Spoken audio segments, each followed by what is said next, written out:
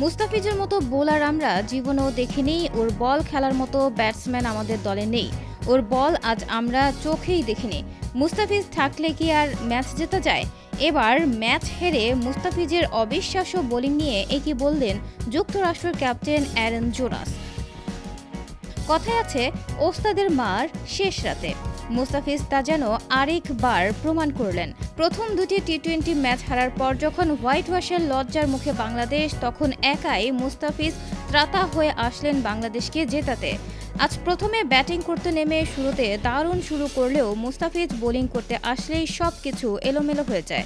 নিজের প্রথম ওভারেও তুলে নেন একটি উইকেট, তবে এটা তো মাত্র শুরু। পরের ওভারেই তুলে নেন আরও দুটি উইকেট। মুস্তাফিজ যেন 1-2 গুনে গুনে উইকেট নিচ্ছিলেন। শেষ পর্যন্ত মাত্র 10 রানে 6টি উইকেট তুলে নেন ফিজ। আর ফিজের বোলিং নৈপুণ্য মাত্র 104 রানে থামে যুক্তরাষ্ট্রের ইনিংস। জবাবে দুই ওপেনারের ব্যাটিং তাণ্ডবে 10 উইকেটের জয় পায় বাংলাদেশ।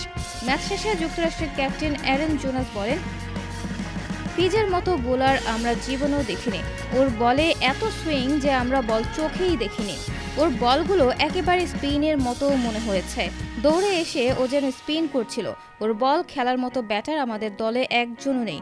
ফিজ থাকলে কি আর ম্যাচ জেতা যায়? আজ মুস্তাফিজের কাছেই আমরা হেরে গেলাম। ওর কারণে হোয়াইট ওয়াশ করতে পারলাম না। এভাবেই ফিজের প্রশংসা করছিল জোনাস।